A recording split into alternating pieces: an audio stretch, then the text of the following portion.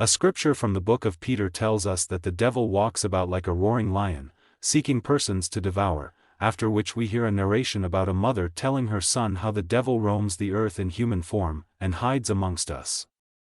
A janitor is cleaning the floor in a building, and is unaware of the person that fell from the sky and landed on a parked vehicle behind him.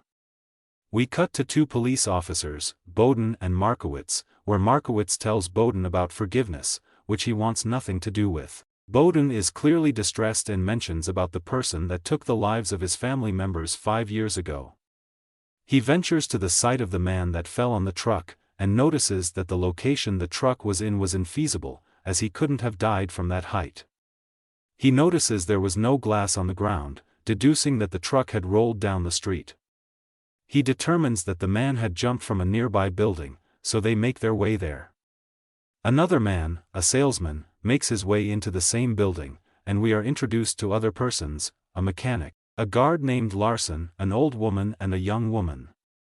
Larson mentions that he would need to head up to the 39th floor to deliver some documents, and when he states that he would prefer to take the stairs, his security companion tells him to just take the elevator to save some time. The salesman and the old woman are at an elevator, but it is too full, so they decide to head on the other one. The others join in one after the other into the confined area, setting the scene for what's to come. While inside, the elevator stops abruptly, making everyone displeased. Two security guards, Ramirez and Lustig, notice that the elevator was stuck, and try to communicate with another maintenance man named Dwight to go solve the issue. He tells them that he was busy fixing the broken window, but then tells them that he would head over and try to rectify the situation. In the elevator, Larson gets annoyed after the old woman and the salesman keep questioning him about not having a walkie-talkie, and seems physically distracted and tense. Lustig tells everyone in the elevator that they are working on the situation for them, but is unable to hear what they are saying in return. He tells them to just sit tight in the meantime as they were working as quickly as possible to have the issue resolved. The guard tries to make a call, but gets no signal while inside. The elevator music tunes in, and the salesman tries to lighten the mood within the elevator, but only makes everyone else annoyed. Dwight makes his way to the top of the building, and almost comically runs over the edge after trying to catch his hat that flew off. The two officers make their way towards the building, and Bowden lets us know that the next day would be 90 days since he was dating someone again after his wife was killed. They notice the glass on the ground near the building, and as Bowden is reporting the situation, a glass piece falls from the building and almost kills them.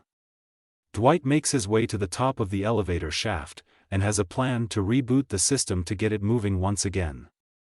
The salesman continues to annoy everyone, and Lustig tells them that they were just going to turn off the lights for a second, and when they do, Larson tries to hold on the old woman, making everyone start to become suspicious. He tells them that when he was younger his brother had locked him in a truck for a long time, so he has trouble with tight spaces.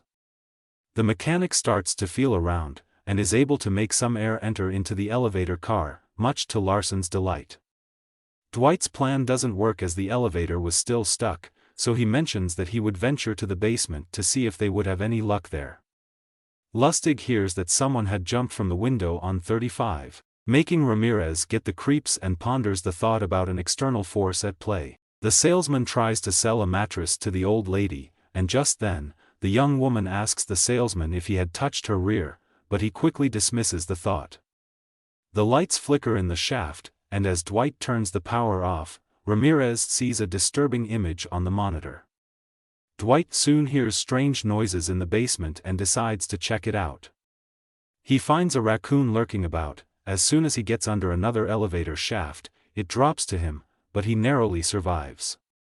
The lights go off again, and when it comes back on, the young woman is on the ground, bleeding. The salesman has blood on him, and tries to hide it.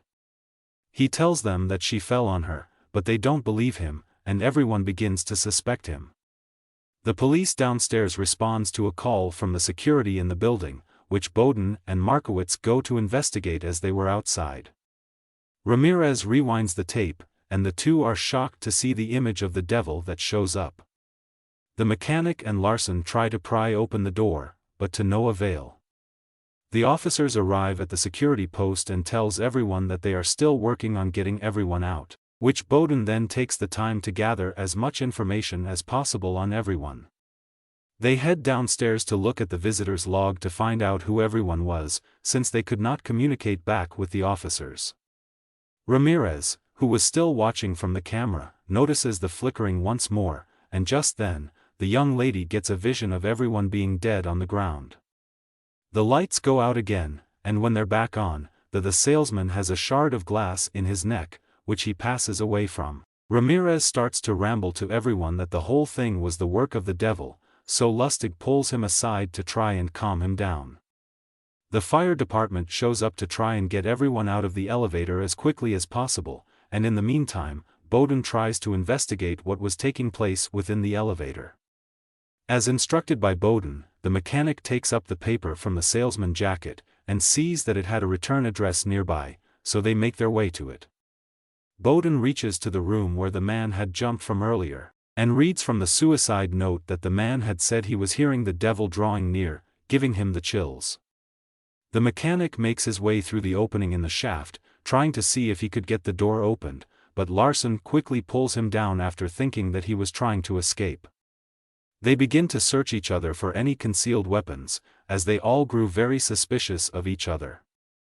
Ramirez shows the detective the image that he saw on the tape, so Bowden hands him an apology note that was left at the hit and run that killed his wife and his son, showing that he has no reason to believe in the devil, as people were bad enough on their own.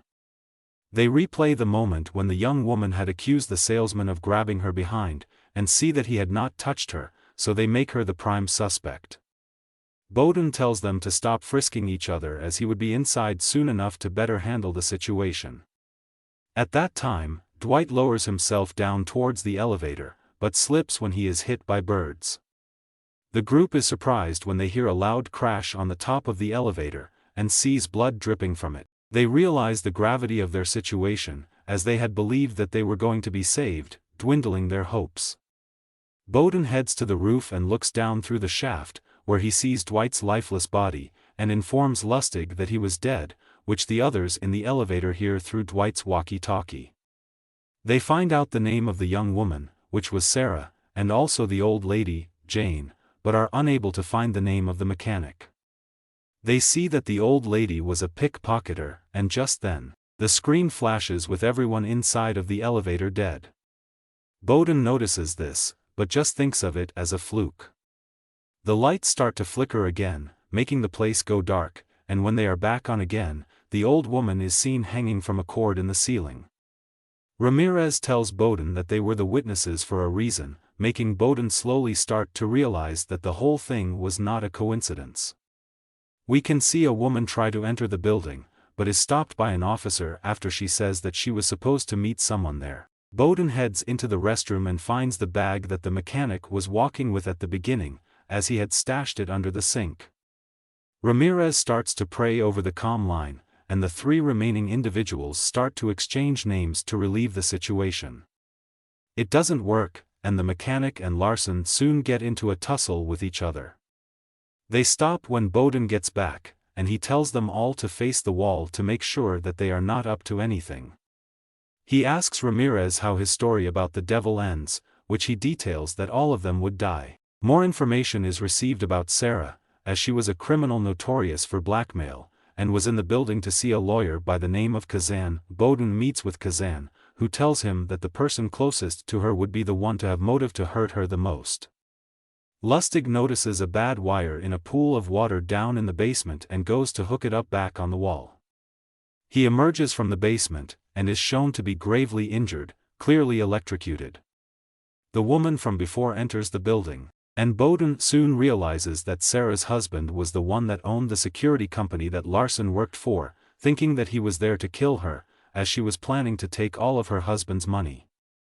The lights start to flicker again, and as they go out, they hold up their phone lights to try and see. An unknown force pulls their phones from their hands, and when the lights are back on, they see the lifeless body of Larson. The two remaining each pick up a piece of glass to defend themselves, not heeding the commands of Bowden, who continues to watch on. He tries to comfort them by telling a story about the time that he was feeling down about himself, finally making them put the glass down on the floor. The lights are off again, and when back, Sarah is seen struggling to breathe after she was struck in the neck. The woman comes in and identifies the mechanic as Tony, her fiancé, and details that he had indeed signed in at the desk, and only left his tools in the bathroom as he couldn't bring it inside. The old woman suddenly springs back to life, much to the shock of everyone. As Tony watches on, he has a flashback to the time when he caused an accident after trying to pick up a can of beer off the floor of his car, distracting him in the process. He looked on the bodies on the ground, shocked to have seen what he had done, and quickly drives away in his car. The old woman makes him realize that she was indeed the devil, and makes the elevator car start plummeting to the ground. It stops abruptly, causing Dwight's walkie-talkie to fall into it, after which Tony tells Bowden through it about the hit and run which he had committed 5 years ago. Ramirez and Bowden both realize that it was him that had killed his family, finally making Bowden believe everything that had taken place was all connected to him. The entire power in the building is disconnected, and when it reappears, they are finally able to get access to the elevator, but the old woman is gone. Bowden and Tony finally come face to face, and he decides that he would be the one to take him in. On their way to the station, Bowden tells him that it was his family that he had killed in the hit and run, and tells him that he had forgiven him. I hope you guys enjoyed the video. Thank you guys for your support, and be sure to smash that like button and subscribe for more content like this one. Also leave a comment about what you thought about the movie, as well as further video ideas.